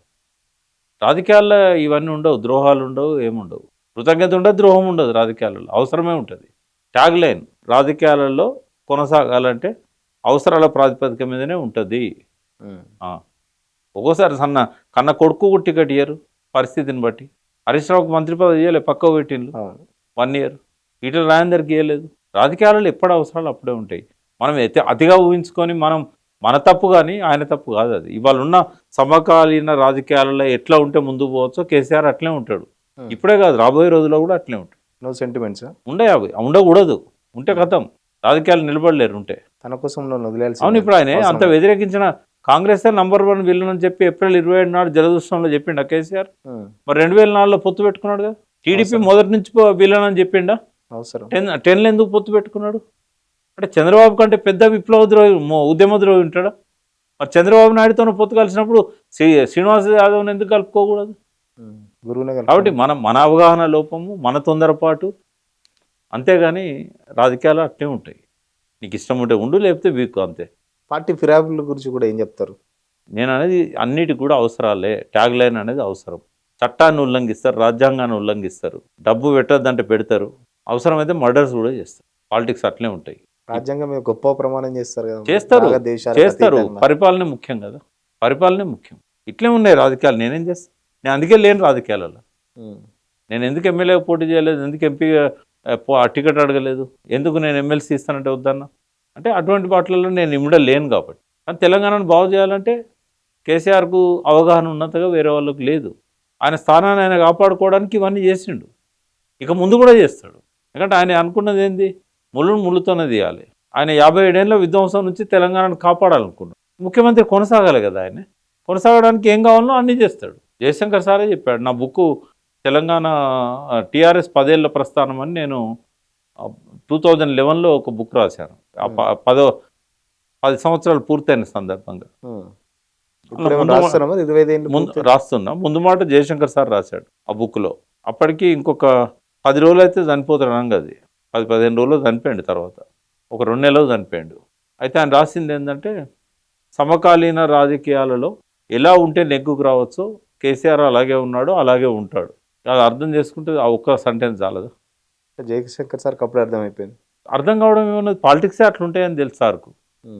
అందుకే ఆయన ఎమ్మెల్యేగా ఎంపీగా వద్దన్నాడు. తను కూడా పార్టీలో కూడా ఉండలేదు, ఆయన బయట నుంచి సపోర్ట్ చేశాడు. అంటే అర్థం కాంది ఉద్యమకారులకే రాజకీయాలు ఎట్లుంటాయో, రాజకీయాలు ఉన్న వాళ్ళు అట్లే ఉంటారు. వివేకానందులు లాంటి వాళ్ళు ఎవరు ఇవాళ ముఖ్యమంత్రులు కాలేరు. ఎటువంటి గొప్ప గొప్ప వాళ్ళని ఓడించిన ప్రజలు. కాళోజీ నారాయణరావు వెంగళరావుకు అగనెస్ట్గా 78లో పోటీ చేస్తే గెలిచిండా? పెద్ద పెద్ద వాళ్ళు డిపాజిట్లు రాకుండా చేశారు కదా. అంటే ప్రజలను సంతృప్తిపరిచే ఎన్నికల్లో గెలవడానికి ఏం చేయాలనో ఆ దారిలోకే మనం వెళ్ళాలి తప్ప, నేను మీకు అందరికి బెయిల్ చేసామని నా కోట ఏంటంటే డిపాజిట్ కూడా రాదు. హామీల గురించి ఏం చెప్తారు? చాలా హామీలు ఇచ్చారు. కేసీఆర్ చాలా వరకు అమలు చేశాడు. చెప్పని కూడా ఆయన అమలు చేశాడు. చెప్పిన వాటికంటే 10 రెట్లు చెప్పనే ఉన్నాయి. అంటే ప్రజల పట్ల ప్రేమ, మమకారం, చిత్తశుద్ధి ఉన్న వాళ్ళు ఎవరైనా కూడా ప్రజలు అడుగుతూనే చేయరు, వాళ్ళంతా వాళ్ళు చేస్తారు. కేసీఆర్కి ప్రజల పల్స్ తెలుసు. సిద్దిపేటలో అన్నిసార్లు ఎమ్మెల్యే గెలవడానికి కూడా ప్రజలతో ఆయనకున్న నిత్య సంబంధాలు. కాబట్టి ప్రజల అవసరాలు ఏందనేది గమనించి కొన్ని మేనిఫెస్టోలో పెట్టిండు, కొన్ని పెట్టలేదు. దాదాపు ఆయన ఇచ్చినన్ని పథకాలు భారతదేశంలో స్వతంత్రం వచ్చినాక ఎవరు ఇవ్వలేదు. అంటే ఫస్ట్ టైం గెలిచిన తర్వాత సెకండ్ టర్మ్‌కు కేసీఆర్ చాలా మారిపోయిండు. జనాలకు దూరం అయిపోయిండు. లీడర్లకు కూడా దూరం అయిపోయిండు. సొంత పార్టీ నేతల్ని కలుసుకోలేని పరిస్థితి ఎందుకు వచ్చిందండి? 2 ఉంటాయి. ఒక డిక్టేటర్‌గా మారిపోయిండు మొత్తం. అంటే 2 ఉంటాయి ఇక్కడ. ఒకటేంటంటే సమయాభావం అనేది ప్రధానమైనది. ఒక ముఖ్యమంత్రి హోదాలో ఉన్న వ్యక్తి సమయం ఇవ్వడం అనేది సాధారణంగా ఇప్పుడు రేవంత్ రెడ్డి కూడా ఇస్తలేడు కదా. గుమ్మడి నర్సయ్య 4 సార్లు వచ్చి వెయిట్ చేసిపోయిన తర్వాత కూడా ఇవ్వలేదు ఆయన. చాలాసార్లు అపాయింట్మెంట్ ఇచ్చి కూడా కలవని సందర్భాలు ఉంటాయి. అంటే అక్కడున్న ప్రయారిటీస్ వేరు, అక్కడున్న ఇవన్నీ సమస్యలు ఉంటాయి. బయట ఉన్నప్పుడు రేవంత్ రెడ్డి 100 మాటలు మాట్లాడండి కేసీఆర్ మీద. ఇప్పుడు ఆయన కూడా ఇస్తలేడు కదా. కంచెలు పెట్టిండు కేసీఆర్ అన్నాడు. ఇప్పుడు అక్కడ ఎంతమందికి న్యాయం జరుగుతుంది ప్రజాభవన్ దగ్గర? ఏదెట్లున్నా కూడా బయట ఉన్నప్పుడు మాట్లాడడం వేరు, ఆ బాధ్యతల్లోకి వచ్చినాక ఉండడం వేరు. ఏమైందంటే కేసీఆర్ ఉద్యమకారునిగా ప్రతి ఒక్కరిని ఇంటికి పిలిచేది, బంతి భోజనం చేసేది, పేరు పెట్టి పిలిచేది, భుజం మీద చేసేది, వాళ్ళ ఇంటికి పోయేది, వాళ్ళ ఇంట్లో పల్లె నిద్ర చేసేది. అందరూ ఏం ఎక్స్పెక్ట్ చేసినట్టే కేసీఆర్ నాకు బాగా క్లోజ్. తర్వాత ఆయన వచ్చినప్పుడు అపాయింట్మెంట్ లేదనుకో, ఇంటర్వ్యూ దొరకలేదనుకో, బయటికి పోయి తిట్టడం. తెలంగాణలో ఆగమని చెప్పిన కదా, అర్థం చేసుకోరు. ఎందుకు ఆ పరిస్థితి వచ్చింది? నేను కూడా ఎప్పుడు ప్రతి బర్త్డే రోజు నేను పోయి ఆయన విషెస్ తీసుకునేది. తర్వాత సెకండ్ టర్మ్లో నేను ఒక్కనాడు కూడా పోలేకపోయాను. అపాయింట్మెంట్ లేదు. నేను అడిగినా కూడా ఎక్కడుంటే అక్కడ పోయి కలిస్తే బ్లెస్సింగ్ తీసుకుంటా అంటే కూడా లేదు, వీలు కాలేదు అని. అంటే ఆయన దాకా పోయిందో లేదో వార్త, మధ్యలో ఉన్న వాళ్ళు ఇవ్వలేదు టైం. ఇంకొకటి మధ్యలో ఉన్న వాళ్ళంటే గుర్తొచ్చింది, చాలా మంది ఈ మధ్యలో ఉన్న వాళ్ళు ఏబట్టే కేసీఆర్ మారిపోయిండు, కేసీఆర్ని దూరం చేశారు జనాలకు. అంటే పవర్ సెంటర్కు దగ్గర ఉన్న వాళ్ళ మీద ఎప్పుడు అటువంటి ఆరోపణలు వస్తాయి. నేను కూడా ఒకసారి అన్నా, ఈ మధ్యలో ఉన్న వాళ్ళు మీకు సమాచారం చేరవేస్తలేరా, నాకు అర్థం కావట్లేదు. మీరేమో రమ్మంటున్నారు, ఇక్కడికి వస్తేనేమో నాకు మీ దర్శనం అయితలేదు. అంటే కొన్నిసార్లు అటువంటి సందర్భాలు వస్తాయి. వాళ్ళు నాకు చెప్తారు, చెప్పకుండా ఉండరు. నాకు చెప్తారు, నేనేదో బిజీలో ఉండి మళ్ళా కలవమని చెప్తా, తప్పుగా అర్థం చేసుకోవద్దు అని అన్నాడు ఆయన. కానీ మీరు అన్నది కొంతవరకు వాస్తవం. అక్కడ ఉన్న వాళ్ళు అతిగా వ్యవహరించిన సందర్భాలు 100లు ఉన్నాయి, 1 కాదు 2 కాదు. వాళ్ళ వల్ల చాలామంది దూరమైన సందర్భాలు ఉన్నాయి. అది వాళ్ళ విజ్ఞతకి వరకు మంత్రులకు కూడా అపాయింట్మెంట్ దొరికిన పరిస్థితి. ఈటల రాజేందర్ కూడా పార్టీ వదిలిపెట్టేటప్పుడు కనీసం కారు కూడా లోపలికి రానివ్వరు, ఏదో ఇట్లా యూటర్న్ చేసుకుంటాం బయట. నేను అక్కడ ఉన్న వ్యవస్థ అట్లుంది, అది ముమ్మాటికి తప్పే. నేనేం సమర్థించ కేసీఆర్ గారిని. అటువంటి చేయకుండా ఉండాల్సింది. చేయడం వల్ల చాలా మంది దూరం వెళ్ళు. చెప్పలేదా మరి? చెప్పే సందర్భం ఎప్పుడు రాలేదా కేసీఆర్కి మీరు? అంటే ఇప్పుడు జయశంకర్ సార్ నాకు ఇచ్చింది ఏంది మెసేజ్ అంటే, చనిపోయే ముందు ఎట్లుండాలి కేసీఆర్ గారితో నా రిలేషన్ అని అడిగా. ఒక్కరోజు ముందే, రేపు చనిపోతున్నాను. ఏమన్నాడంటే, నీకేమైనా మంత్రి కావాలి, పెద్ద పదవులు కావాలని ఏమన్నా ఆశ ఉందా అన్నాడు. నాకేం లేదు సార్, తెలంగాణ కోసం మీతో పాటు వచ్చిన నేను కేసీఆర్ గారితో కూడా తెలంగాణ కోసమే ఉన్నా తప్ప పార్టీలో నాకేం బాధ్యతలు లేవు, పదవులు కూడా లేవు అన్న. నువ్వు అట్లా అనుకుంటే పిలువంది పోకో, అడగంది చెప్పక అన్నాడు. ఏదో అట్లా ఉన్నా, మౌనంగానే ఉన్నాను. అంటే అన్నట్టు కాదు, నేను రోజు ఆయనతో ఉండేది. ఆయన ఏదైనా అడిగితే చెప్పేది, లేకపోతే లేదు. ఎప్పుడైనా నాకు ఏదైనా చెప్పాలనుకుంటే చెప్పేది. బట్ ఇక ఇటువంటి విషయాల మీద మాట్లాడాలంటే నాకంటే పెద్దోడు ఆయన, అనుభవజ్ఞుడు. ఎవరు ఎట్లా తీసుకుంటారు. ముఖ్యమంత్రి అయిన తర్వాత ముఖ్యమంత్రి అయిన తర్వాత కూడా నన్ను నా ఒక్కరికే ప్రివిలేజ్ ఇచ్చాడు ఆయన. ఏమన్నాడంటే, నువ్వేం అడగలేదు, ఏం తీసుకోలేదు, రోజు వచ్చి నా ఛాంబర్లో ఉండు, నాతోనే రా, నేను లేకపోయినా నువ్వు డైరెక్ట్ రా, నేను ఎవరు ఆపరు అని చెప్పాడు. 1 year పాటు నేను ఉన్నా. ఆయన వ్యవహార శైలినంతా నేను గమనించేది. తర్వాత ఆయనతో పాటు 2014లోనే ముఖ్యమంత్రి అయినాక సమత బ్లాకుల్లో ఆయన వచ్చినంత కాలం నేను వచ్చిన ఆయనతో పాటు. మా గ్యాప్ ఎక్కడైందంటే, కొద్దిగా సమత బ్లాక్ నుంచి ఆయన ప్రగతి భవన్కు పరిమితమైన తర్వాత నేను కొద్దిగా కలవడం అనేది కొద్దిగా కష్టమైంది. పోయి వెయిట్ చేసేది, ఏదన్నా ఆయన పిలిస్తే పోయేది. నాకేమో అందరిలాగా ఆయన వెనకాల నిలబడాలి, ఫోటోలు దిగాలి, ఆయనతో పిలవకపోయినా రోజు గంటల కొద్ది కూర్చోవాలని నాకు ఉండదు. సరే, నా అవసరమైనప్పుడు నేను పోయేది, ఆయన పిలిచినప్పుడు నేను పోయేది. నేను ఏది చెప్పాలనుకుంటే అది చెప్పేది. ఇప్పటికి కూడా నాకేమీ ఆయన ముందట చెప్పడానికి ఇబ్బంది ఏమి ఉండదు. ఏది అడుగుతా అది చెప్తాను. నేను ఏది చెప్పాలనుకుంటే అది చెప్తా. ధైర్యం, స్వేచ్ఛ ఉందా? నాకు ధైర్యం ఎప్పుడూ ఉన్నది. నా లోపల ధైర్యం ఎన్నడూ పోలేదు. అంటే ఎవరికి భయం ఉంటుంది అంటే, పదవులు ఏదైనా ఆశించే వాళ్ళకు ఈయన పట్ల నేను ఇట్లా గట్టిగా మాట్లాడితే నాకు పదవి ఇస్తాడో లేదో, నన్ను దూరం పెడతాడేమో, ఇట్లాంటివి ఉంటాయి. చెప్పినప్పుడు రిసీవ్ చేసుకునేదా ఏంది అట్లా? నేనే కాదు, ఎవరు చెప్పినా రిసీవ్ చేసుకుంటాడు. కానీ ఆచరించాలన్న వద్దనేది ఆయన ఇష్టం. ఆయన తెలివైనడు బాగా. ఒక రంగా చెప్పాలంటే ఇప్పుడున్న పాలిటిక్స్లో ఆయనతో సమానమైన తెలివితేటలున్న వాళ్ళు ఎవరూ లేరు. కొంచెం ఏమైందంటే, సూర్యునికి మబ్బులాటం వచ్చినట్టుగా మొన్నటి ఎలక్షన్లలో ఆయన కొద్దిగా అతి విశ్వాసం, ఓవర్ కాన్ఫిడెన్స్తో పోయాడు ఆయన. ఓవర్ కాన్ఫిడెన్స్తో పోవడం ఒకటి, ప్రజలకు తను చేసిన విజయాల మీద చెప్పుకోలేకపోవడం ఒకటి, ఆయన స్పీచ్లు అన్నీ కూడా ఒకే పద్ధతిలో మూసపోసినట్టుగా రావడము, ఎవ్వరు చేయలేనన్ని గొప్ప పనులు చేశాడు. ఇప్పటికి కూడా నేను కేసీఆర్ లాంటి ముఖ్యమంత్రి స్వతంత్ర భారతదేశంలో ఎవరు లేరు అని చెప్పగలుగుతా. ఇప్పట్లో సుదూర భవిష్యత్తులో ఇంకొకరు ఎవరు రారు అని కూడా చెప్పగలుగుతా. అన్నీ ఉన్నాయి ఆయన క్రెడిట్స్. ఒక్కడే చెప్పొచ్చు మనం, 9.5 సంవత్సరాల్లో ప్రపంచంలో ఏ దేశంలో, భారతదేశంలో ఏ రాష్ట్రంలో ఆర్థిక ప్రగతి అంత గొప్పగా లేదు. ఆయన తెచ్చిన అప్పుల్లో 80% ప్రొడక్టివ్ సెక్టర్ల మీద పెట్టాడు. రేవంత్ రెడ్డి 1,60,000 కోట్లు ఒక సంవత్సరంలో అప్పు తెస్తే ఆయన 9.5 ఏళ్లలో 4-5 లక్షల కోట్లు తెచ్చిన కూడా ఆయన ప్రొడక్షన్ మీద పెట్టాడు, ప్రొడక్టివ్ సెక్టర్ మీద పెట్టాడు, ఇరిగేషన్ ప్రాజెక్టుల మీద పెట్టాడు, విద్యుత్ ఉత్పాదన మీద పెట్టాడు. అన్నీ మనకు రిటర్న్స్ వచ్చేటి. ఇరిగేషన్ ప్రాజెక్ట్ అంటే గుర్తొచ్చింది, కాళేశ్వరం 1,00,000 కోట్లు మొత్తం బురదపాలైనాయి, కాలిపోయినాయి. ఇవాళ ఏంటంటే రేవంత్ రెడ్డి ఎప్పుడు అప్పుల గురించి మాట్లాడతారు కదా, ఆయన పెంచిన సంపద గురించి మాట్లాడు. 62,000 కోట్ల ఆదాయాన్ని 2 లక్షల కోట్లు దాటించాడు కేసీఆర్. ఈ 9.5 ఏళ్లలో ఏ దేశంలో అంత గొప్పగా ఆర్థిక వ్యవస్థ పెరిగింది లేదు. భారతదేశంలో ఏ రాష్ట్రంలో ఇప్పుడే కాదు ఇంకా 100 ఏళ్ళ దాకా కూడా పెరగదు ఇక్కడ. మరి ఆ క్రెడిట్స్ అన్ని కేసీఆర్కి ఇవ్వాలన్నా వద్దా? నా కేసీఆర్ మీద కోపం ఉన్నదని పొద్దుస్తా మనం తిట్టుకుంటా కూర్చోవన్నా? ఈ బుద్ధి లేదనేది అందుకే వీళ్ళకు. వాళ్ళకు నచ్చకపోతే చాలు కేసీఆర్ మీద అడ్డమైన బూతులు మాట్లాడతారు. నీకు నచ్చిందా లేదా అనేది ఎవరికి అవసరమయ్యా? ప్రజలకు ఆయన ఏం చేసిండు అనేది ఇంపార్టెంట్ కదా. నా కోణం ప్రజల కోణం. నాకు అన్యాయం జరగవచ్చు, నన్ను ఆయన ఇంటర్వ్యూ ఇవ్వకపోవచ్చు, వెయిట్ చేయించి నన్ను కలవకుండా పంపించవచ్చు, ఆయన తినుకుంటే నన్ను భోజనాన్ని పిలవకపోవచ్చు. కానీ నేను చేసిన మంచి పనులను నేను పక్క పెట్టాను. నా లక్ష్యం తెలంగాణ, నా లక్ష్యం తెలంగాణ ప్రజలు, నా లక్ష్యం విధ్వంసమైన తెలంగాణను పునర్నిర్మాణం చేయాలి. కేసీఆర్ నన్ను గొప్ప చూస్తాడా లేదా అనేది కాదు నాకు. మరి చిత్తశుద్ధి ఏ నాయకుని లోపలన్నది? వానికి అన్యాయం జరిగితే చాలు తెల్లారు లేసి ప్రెస్ మీట్లు, అడ్డమైన రాతలు, అడ్డమైన బూతులు. ఇదే రేవంత్ రెడ్డి మాతో లేడా తెలంగాణ ఉద్యమంలో? ఎందుకు పోయిండు? జడ్పీటీ టికెట్ ఇవ్వకుంటే పోయిండు. మనకు తెలంగాణ ముఖ్యమా, జడ్పీటీ సీట్ ముఖ్యమా? తెలంగాణ ముఖ్యమైతే ఆ రోజు జడ్పీటీసీ ఇవ్వకపోతే ఓపికతో ఉండేవాడు తప్ప పార్టీ వదిలిపెట్టి పోయేవాడా?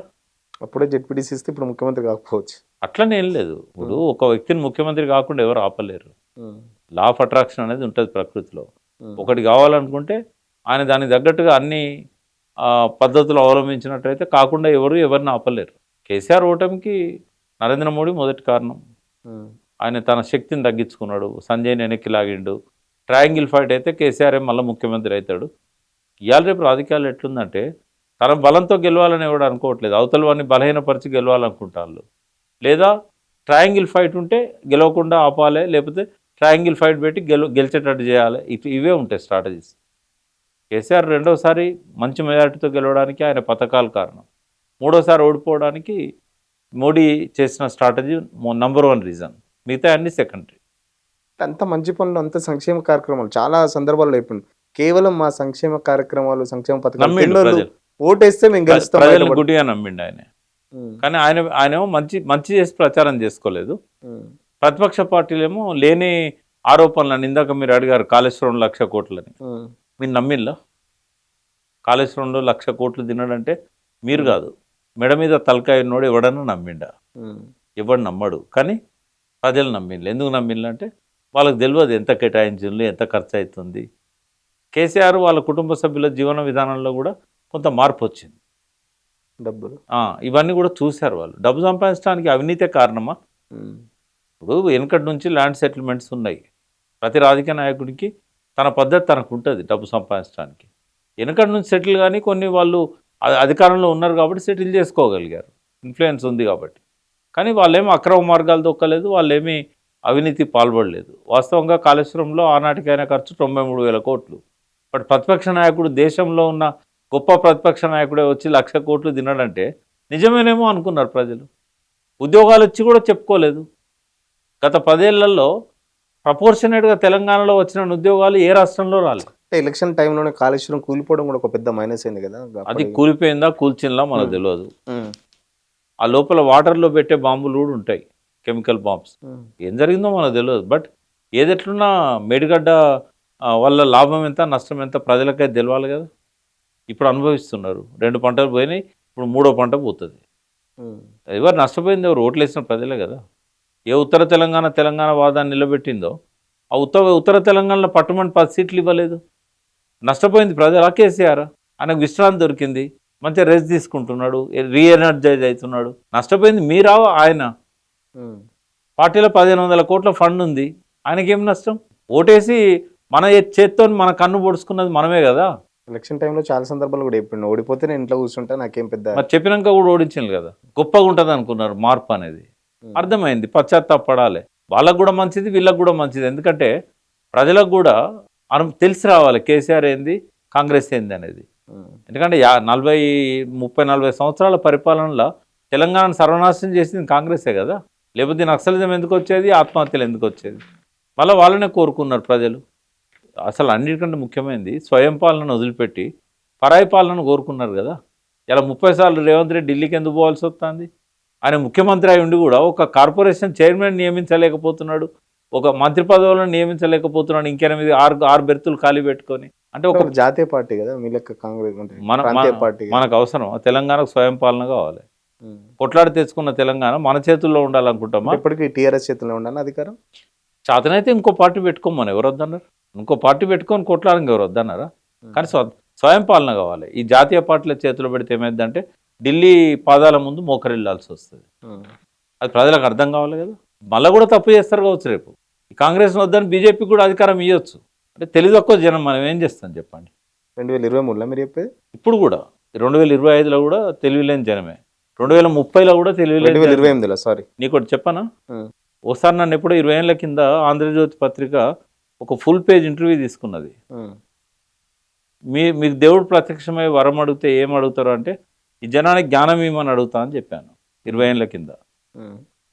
ఇప్పటికి కూడా జ్ఞానం లేదు. కామన్ సెన్స్ అనేది ప్రతి ఒక్కరిలో ఉండాల్సిన జ్ఞానం.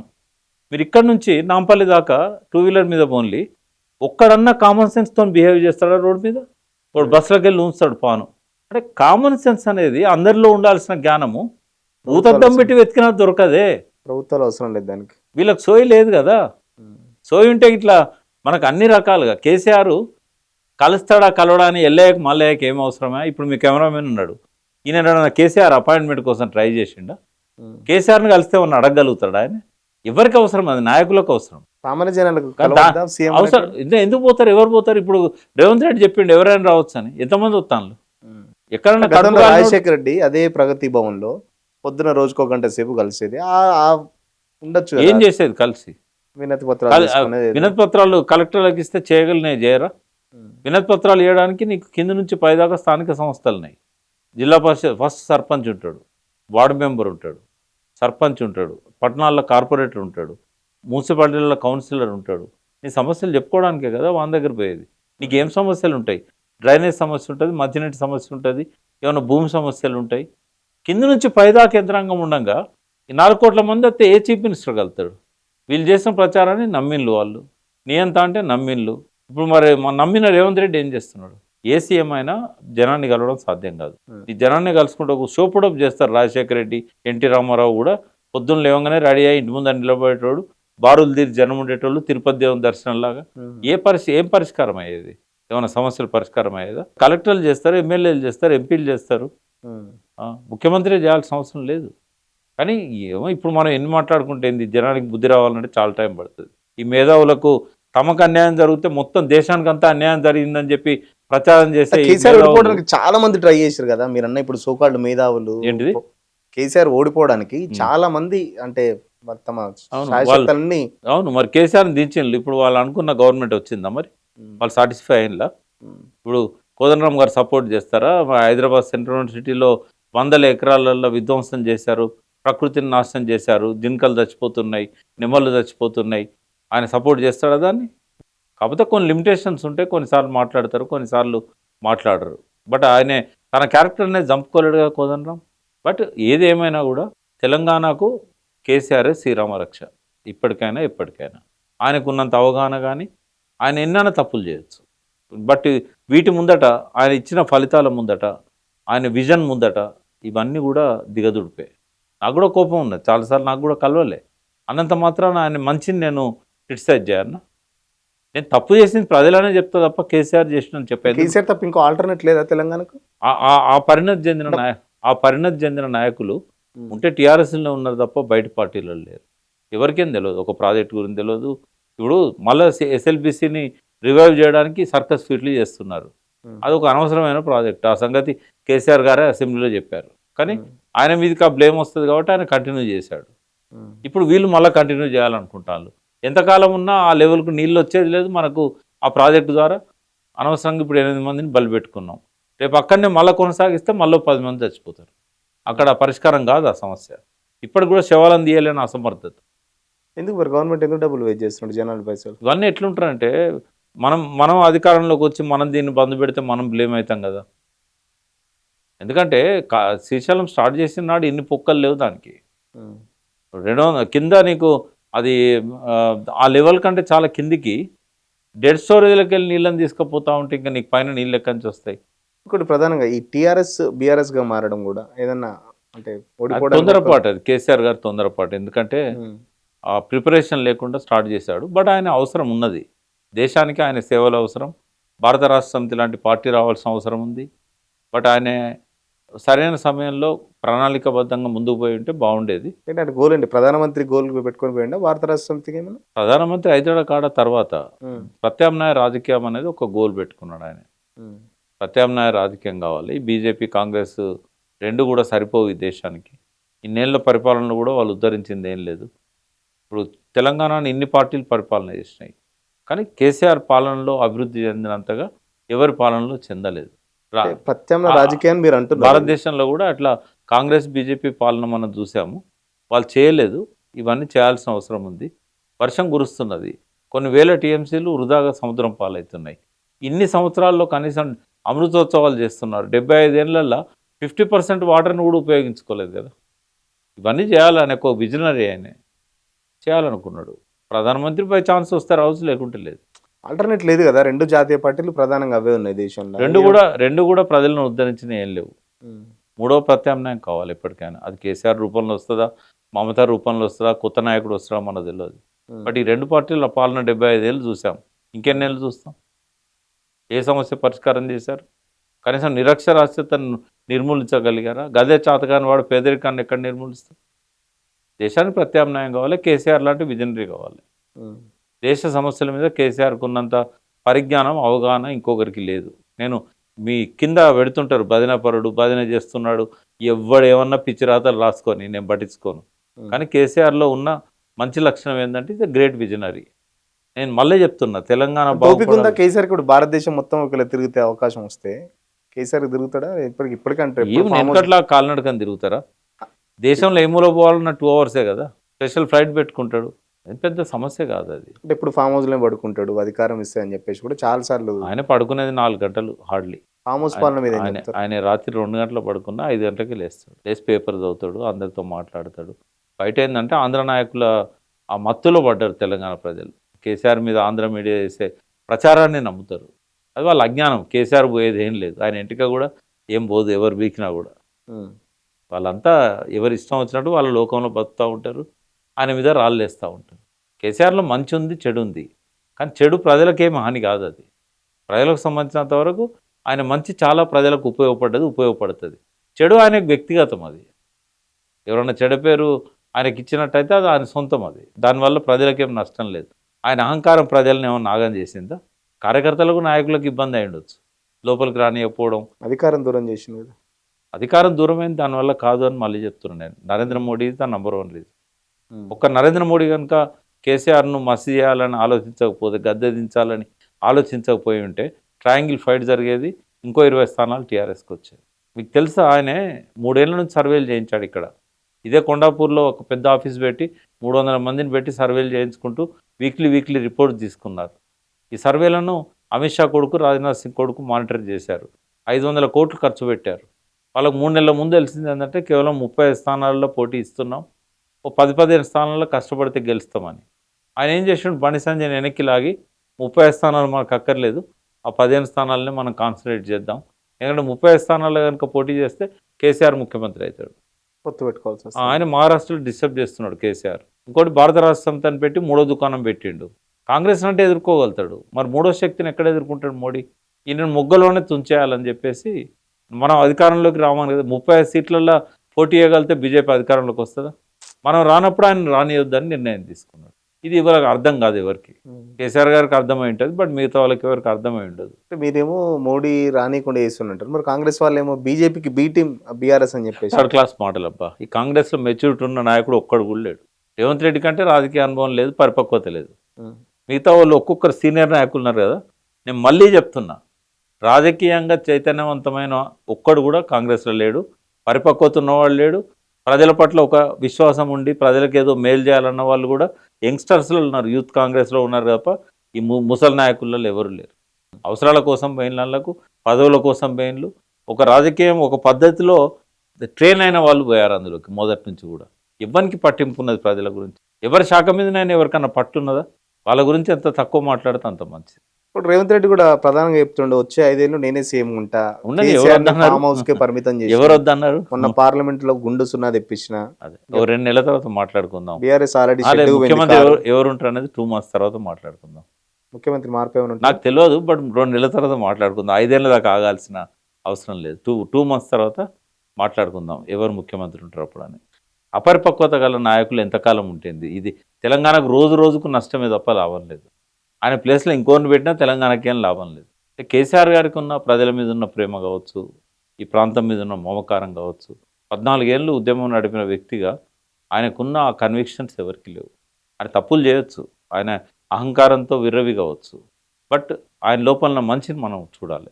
ఆయన ఇప్పటికైనా బంగారు తెలంగాణ లక్ష్యాలలో ఇంకా కొన్ని అసంపూర్తిగా ఉన్నాయి, అవి కంప్లీట్ చేయాలంటే మళ్ళీ ఆయన వస్తేనే అవుతుంది. కానీ నెక్స్ట్ కేసీఆర్ వచ్చిండు అనుకోండి, ఇప్పుడున్న ఆర్థిక పరిస్థితులు సహకరిస్తాయి అప్పుడున్న ప్రభుత్వానికి? లేకపోతే అప్పుడు వచ్చే ఆర్థిక పరిస్థితులు బాగానే ఉన్నాయి, దాన్ని మేనేజ్ చేయడంలో పొరపాటు పడ్డారు. ఆర్థిక పరిస్థితి బాగాలేదా? రేవంత్ రెడ్డి వచ్చినాడు, ఆర్థిక పరిస్థితి కింద 10 లక్షల కోట్లు అప్పు చేసిండు, బంగారు బిందెలు ఏంది లంక బిందెలు ఉన్నాయి అనుకుంటే. ఎప్పుడన్నా మీరు ఆయన నోటి నుంచి విన్నారా? 62,000 కోట్ల నుంచి 2 లక్షల కోట్లకు ఆర్థికంగా తెలంగాణ డెవలప్ చేసిండు అనేది ఎప్పుడైనా విన్నారా మీరు? మంచి చూడ నిరాకరించేటువంటి మాటలు మనం ఎందుకు మాట్లాడాలి, ఎందుకు వినాలి? ఇప్పుడు ప్రపంచంలో ఇవాళ కూడా నేను మళ్ళీ చెప్తున్నా, ఏ దేశంలోనైనా 3 రెట్లు వాళ్ళ బడ్జెట్ పెరిగిన, రెవెన్యూస్ పెరిగిన దేశం 235 దేశాలు ఉన్నాయి. చిన్న చిన్న ఐలాండ్ కంట్రీస్ కానీ ఐక్యరాజ్య సమితిలో నమోదైన 193 దేశాలు ఉన్నాయి. ఏ దేశంలోనైనా భారతదేశంతో సహా 3 రెట్లు వాళ్ళ ఆదాయం పెరిగిందా 9.5 ఏళ్ళలో? అచ్చా, అప్పులల్లో 27వ స్థానంలో ఉన్నది తెలంగాణ. అంటే అన్ని రాష్ట్రాలు తెలంగాణ కంటే ఎక్కువ అప్పులు చేశాయి, పక్కన ఆంధ్రప్రదేశ్తో సహా. అంటే తెలంగాణ జనాలు నంబిరుగా మొత్తాన్ని అప్పుల పాలు చేసిండు జనం. ఇప్పుడు ఉదాహరణకు నేను ఇక్కడ లోపల కూర్చొని మీతో మాట్లాడుతున్నా, మీ పల్లవి దానిలో ఒక స్క్రోలింగ్ ఇచ్చారనుకో, ప్రకాష్ సురేష్ని చంపడానికి పల్లవి టీవీ వేయండి అని. నేను ఇక్కడనే ఉంటాను, అది ఇష్టం వాళ్ళు తలగబెడతానే ఉంటారు, బయట మీ మీడియా వాళ్ళు తలగబెడతారు. చీలుడి అంటే భయసులుడే, గద్దెగిరిందంటే ఎద్దెగిరింది. ఏలు పెట్టి మనం సూర్యుని చూపెడితే వీళ్ళు ఏళ్ళను చూస్తారు. అది మూర్ఖత్వాన్ని తెలంగాణ ప్రజలు, తెలంగాణ ఉద్యమకారులు వదులుకోనంత కాలం ఢిల్లీ పాదాల దగ్గరనే మనం మోకరిల్లాలి. ఇవాళ కాంగ్రెస్ని గెలిపించిండ్రు, రేపు బీజేపీని గెలిపిస్తారు. ఎవరు నష్టపోయేది? రేవంత్ రెడ్డి నష్టపోతాడా? రేవంత్ రెడ్డి 4 అన్నదమ్ములు నష్టపోతారా? ఓట్లు వేసిన ప్రజలే నష్టపోతారు. కేసీఆర్కి ఏమన్నా నష్టం జరిగిందా? కేటీఆర్కి ఏమన్నా జరిగిందా? కవితక్కకి ఏమన్నా జరిగిందా? శోభక్కకి ఏమైనా నష్టం జరిగిందా? ఎవరికి జరుగుతుంది నష్టం? నీకు తెలివి తక్కువ ఉండి నువ్వు ఓటు ఇష్టం వచ్చినట్టు వేసుకుంటే, ఒక్కరోజు కోసం నువ్వు 5,000 కోసం ఆశపడి ఓట్లు వేరే వాళ్ళకి వేస్తే నష్టపోయేది నువ్వే కదా. ఈ సోయి రావాలి కదా జనానికి. అందుకే సిరివెన్నెల ఏమని రాసిండు? నిగ్గదీసి అడుగు ఈ సిగ్గు లేని జనాన్ని, అగ్గితోడికి అడుగు సమాజ జీవోత్సవాన్ని. ఆ పాట రాసి 20 ఏళ్ళైనా బుద్ధి వచ్చిందా?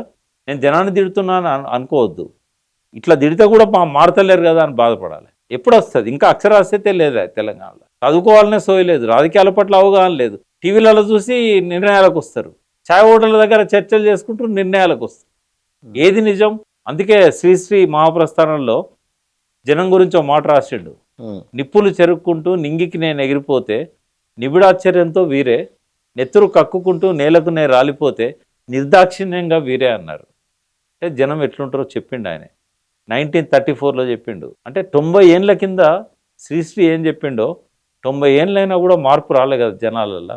ఇంకొకటి కేసీఆర్ ఎప్పుడు అరెస్ట్ అవుతాడు, ఏ విషయంలో? కాళేశ్వరం విషయంలో ఎందుకు arrest arrest అవుతాడా? కావాలి లేకపోతే ఫోన్ కేసీఆర్? ట్యాపింగ్ లో అరెస్ట్ ఎందుకు అరెస్ట్ కావాలి కేసీఆర్? రెండు పెద్ద స్కామ్లు అని చెప్పేసి వాళ్ళు అన్నంత మాత్రాన స్కామ్లు అయితే అవి కోర్టులు ఎందుకు? రేవంత్ రెడ్డి అరెస్ట్ చేసి జైలుకు పంపచ్చు, కానీ కోర్టు విచారణలో ఏం తెలుస్తుంది? ఫోన్ ట్యాపింగ్కు కేసీఆర్కి ఏం సంబంధం? అది హోమ్ సెక్రటరీకి సంబంధం, డీజీపీకి సంబంధం, చేసిన పోలీసులకు సంబంధం, ఆయనకేం సంబంధం? కాళేశ్వరంలో పొరపాట్లు జరిగితే చర్య తీసుకోమన్న సీఎం మీద కాదు కదా. విజిలెన్స్ రిపోర్ట్లో కేసీఆర్ ఏమైనా తప్పు చేసిండు, ఆయన మీద మీరు క్రిమినల్ కేసు పెట్టమని విజిలెన్స్ రిపోర్ట్ రాసిందా? ఇంజనీర్లు బలైపోతారు. ఇంజనీర్లు కూడా వాళ్ళ బాధ్యతలను విస్మరించొద్దు. ముఖ్యమంత్రి చెప్పని, ఇంకోరు చెప్పని, బీపీ ఆచార్య, శ్రీలక్ష్మి లాంటి నిజాయితీ పరులైన ఐఏఎస్లు జైళ్ళల్లో ఎందుకు మగ్గాల్సి వచ్చింది? వైఎస్ రాజశేఖర రెడ్డి. సంతకాలు పెట్టినందుకు. పెట్టకూడదు. అందుకే ఐఏఎస్లైనా ఎవరైనా కావాలంటే మీరు నన్ను ట్రాన్స్ఫర్ చేసుకోండి లేదా సస్పెండ్ చేయండి, చట్టవిరుద్ధంగా నేను చేయనని చెప్పాలి. ఆ ధైర్యం లేదు కదా, ఆ దమ్ములు లేవు కదా వాళ్ళకి. బలైపోయేది కూడా వాళ్ళే. ఇప్పుడు ప్రజలు ఎట్లా ఓట్లేసి బలయంలో అధికారులు కూడా అట్లే బలవుతారు. ఎవరి పని వాళ్ళు చేయాలి కదా. ఇప్పుడు తీన్మార్ మల్లన్న కూడా ఈ మధ్యలో కొంచెం బీఆర్ఎస్ కు దగ్గర అవుతుండు అని అంటారు. ఇంకొకటి తీన్మార్ మల్లన్న బీసీ వాది, ఆయన ఎవరికి దగ్గర కాడు, ఎవరికి దూరం కాడు. ఆయన ముఖ్యమంత్రి కావాలనుకుంటుండు, ఆయన బీసీలను ఐక్యం చేయాలనుకుంటాడు. మాలాంటి వాళ్ళని కూడా బీసీలను ఐక్యం చేయాలని ఒక అతను బయలుదేరిండు కాబట్టి ఆయనని సపోర్ట్ చేస్తాం తప్పకుండా. బీసీ వాదన రావాలి, బీసీలు బలపడాలి. 50-70 ఏళ్ళ నుంచి ఒక్క బీసీ కూడా ముఖ్యమంత్రి అయ్యే అవకాశం ఇవ్వలేదు ఈ పార్టీలు. ఇలా బీసీ వాదం ప్రమాదంలో పడ్డది. కాబట్టి ఖచ్చితంగా ఆ తీన్మార్ మల్లన్న, మల్క కుమరయ్య గారా, లేకుంటే ఇంకొక బీసీ నాయకుడా, దానం నాగేందరా, ఎవరైనా రానియండి, ఒక బీసీ నాయకుడు ఎదుగుతున్నాడు అన్నప్పుడు తప్పకుండా మద్దతు ఇస్తాం. అది ఈ పార్టీ కాదు, ఆ పార్టీ కాదు, ఏ పార్టీలో ఉన్న బీసీ నాయకులనైనా ఎదగడానికి బీసీలు మద్దతు ఇస్తారు. గతంలో లేదు. ఎదగాలంటే వేరే అగ్రకులాలను తిట్టాలా? మీ తీన్మార్ మల్లన్న తిట్టడం అనేది తప్పది, ఆయన కూడా చెప్పినాము. అది నోరు జారిండి ఆయన. మనిషి అన్నప్పుడు కొన్నిసార్లు తప్పులు జరుగుతాయి, బట్ దాన్ని రిపీట్ చేయలే కదా ఆయన. కాబట్టి తిట్టడం కరెక్ట్ కాదు, పాజిటివ్గా పోవాలి. ఉందా అంత స్ట్రెంత్ ఉందా తీన్మార్ మల్లన్నకు? సీఎం అయ్యేంత స్ట్రెంత్ ఉందా? రేవంత్ రెడ్డికి ఉండేనా? జైల్లో ఓటుకున్న కేసులో చెంచల్గూడలో ఉన్నప్పుడు ఆయనకు స్ట్రెంత్ ఉండేనా? ఉండేనా చెప్పు. రేవంత్ రెడ్డి చాలా 20 ఏళ్ళ నుంచి రాజకీయాలలో ఉన్నారు కదా. నేను ఎన్ని రోజుల నుంచి ఉండడానికి ఇంపార్టెంట్ కాదు. ఎన్టీ రామారావు 1 year బిఫోర్ రాజకీయాల్లో ఉన్నాడా? 9 నెలల్లో ముఖ్యమంత్రి కాలేదా? కాలం నిర్ణయిస్తుంది ఇవన్నీ. దానికి ఏమి అనుభవంతో కానీ, వయసుతో కానీ, డబ్బులతో కానీ దేంతో సంబంధం లేదు. మీరే చెప్తారు కదా రేవంత్ రెడ్డికి అనుభవం లేకనే ఇటువంటి పాలన ఉందని. ఆయన ముఖ్యమంత్రి కావడానికి నేను అప్రిషియేట్ చేశాను. ఎవరికి రాని అవకాశం వచ్చింది, మంచిగా పరిపాలన చేయాలని అనుకున్నాం. ఆయన పరిస్థితులకు తగ్గట్టుగా ఎదుగుతాడని అనుకున్నాం. ఆయన కూడా చెప్పిండు, నేను ఏ ఎన్నికల్లో గెలిచినా కూడా దానికి తగ్గట్టుగా నేను రైజ్ అయినా అని చెప్పాడు. కానీ ముఖ్యమంత్రి స్థానానికి రైజ్ అయితలేడు ఆయన. ఆయన కావాల్సి ఉండే ఓ థింక్ ట్యాంక్ పెట్టుకోవాల్సి ఉండే. కేసీఆర్ మీదనో ఇంకోరి మీదనో మాట్లాడకుండా అపరిపక్వతతో మాట్లాడేదానికంటే తను ఏం చేయదలుచుకుంటూ చెప్పనుండే. కేసీఆర్ అసంపూర్తిగా వదిలేసిన లక్ష్యాలను ఆయన ప్రూవ్ చేసి చూపెట్టాల్సి ఉండే. ఆయన 15,000 ఒక్కొక్క ఎకరానికి ఇస్తానన్నాడు కదా, కనీసం కేసీఆర్ ఇచ్చిన 10,000 ఇవ్వాల్సి ఉండే. ఆయనకు ఫైనాన్సెస్ను ఎట్లా మేనేజ్ చేయాలనో తెలియదు. చెప్తుండే అప్పు పుడతలేదు, ఎవరు నమ్ముతలేరు అని చెప్పి 2 జేబులు ఇట్లా చేసి. కేసీఆర్కి ఎందుకు పుట్టింది అప్పు? ఇంకా ఏం లేని రోజుల్లో 62,000 కోట్ల ఆదాయం ఉన్నప్పుడు కేసీఆర్ 5 లక్షల కోట్ల అప్పు పుట్టియగలిగాడు. ఇవాళ 2 లక్షల కోట్లు ఆదాయం ఉండి 3 లక్షల కోట్ల బడ్జెట్ పెట్టినప్పుడు తెలివితనమా అది? 62,000 కోట్ల ఆదాయం ఉన్నప్పుడు కేసీఆర్ 5 లక్షల కోట్ల అప్పు తేగలిగిండు. నీకు 2 లక్షల కోట్ల ఆదాయం ఉన్నప్పుడు 3 లక్షల కోట్ల బడ్జెట్ పెట్టినప్పుడు నువ్వు ఎందుకు తెలియకపోతున్నావు? అంటే నువ్వు చేసిన కథలు. రియల్ ఎస్టేట్ కుదేలైపోయింది, నీ దేనిలో కూడా రెవెన్యూ పెరుగుతలేదు, నీ అసమర్థత అది. అన్ని మంచి వనరులు ఉన్న తెలంగాణను చాతగాక పక్కకు పెట్టినావు. ఢిల్లీకి ఢిల్లీ ప్రెషర్ ఉన్నది నీ మీద. ఎక్కడ ఎలక్షన్లు వచ్చినా రేవంత్ రెడ్డి అక్కడ శివకుమార్ డబ్బులు పంపాలి. మరి పరాధీనత ప్రభుత్వం కదా ఇది, స్వయం పాలన ఎట్లయితుంది? రేవంత్ రెడ్డి ఏ డిసిషన్ తీసుకోలేడు. ఎట్లా ఉండబోతుంది 2028లో? ఎవరెవరికి ఉంటుంది పోటీ? ఎట్లా చెప్పగలుగుతాం? బీజేపీ కూడా ఒకటే చెప్పగలుగుతాను, కాంగ్రెస్ అయితే అధికారంలోకి రాదు. 2028లో కాంగ్రెస్ అధికారంలోకి రాదు. పోటీ బీజేపీ, బీఆర్ఎస్ ఎవరైనా రావచ్చు. బీఆర్ఎస్కి ఎక్కువ అవకాశాలు ఉంటాయి, ఎందుకంటే ప్రజలు ఇప్పుడు కొంత పశ్చాత్తాపడుతున్నారు, తప్పు చేస్తామని అర్థం చేసుకుంటాను.